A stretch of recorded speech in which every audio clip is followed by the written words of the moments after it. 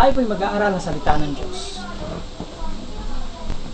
Sabi po ng ating Panginoong Hesus sa aklat po ng Matthew chapter 4 verse 4.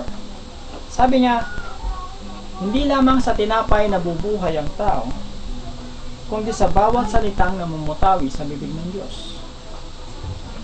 Ang tao po ngayon ay nabubuhay. Pero ang ikinabubuhay ngayon ng tao ay puro sa material at pisikal.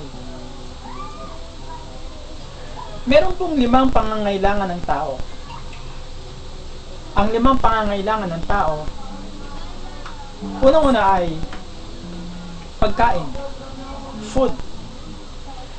Pagkain ng tiyan.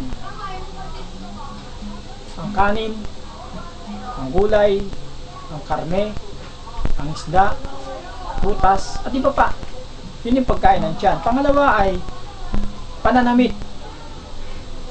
Ang pananamit ay pamproteksyon sa ating katawan para sa ating panahon. Kaya napakahalaga po niyan. Ano yun? Number 1, pagkain. Pangalawa, pananamit. Pangatlo po, pangangailangan ng tao ay shelter. Ang silid tulugan. Kahingahan. Ito ho ay silungan sa panahon ng tag-inaw, sa panahon ng tag-ulan. Kaya ito ay isa sa mga pangangailangan din. Pangatlo ay ang secular education. Ang secular education, kapag nag-aral ka, elementary, high school, college, maganda kung nakapag-aral, makakabasa ka, makakasulat. Yung 4 na pangangailangan na yun ng tao ay pagkain, damit, tulugan. Pang-4 ay secular education. Pang-5 ang napakahalaga sa lahat, spiritual education. Yung po kasing spiritual education ay ang pag-aaral nito sa Biblia. Ang secular education, yung pag-aaral na ito ay sa eskwelahan. Maraming klaseng libro. Pero ito ang pinakamataas na uri ng libro. Ang salita ng Diyos. Ang Biblia. Kaya ito ay napaka-importante na basahin ng tao. Kaya sabi ng Panginoon Diyos, ang tao hindi lamang nabubuhay sa tinapay, kundi sa bawat salita na namumutawi sa bibig ng Diyos. Ito'y sulat ng Diyos sa atin. Kaya dapat natin itong basahin. Ikaw, nabasa mo na ba ang Biblia? Mabuti kung ganon.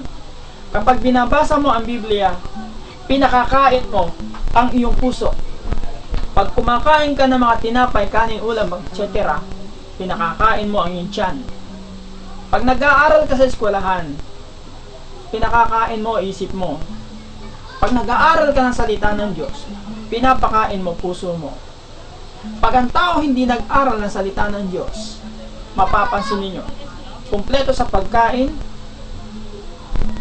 kumpleto sa damit, maraming bahay, matalino, pero pag hindi nag-aral sa salita ng Diyos, masama ugali.